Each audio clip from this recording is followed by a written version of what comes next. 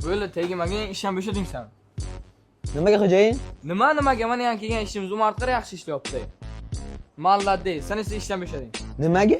Nimaga? Mana Umarqar qatorni qara chotki taxlab qo'ygan. Sen-chi 14-avgust bayramgacha hali ulgura olmaysan.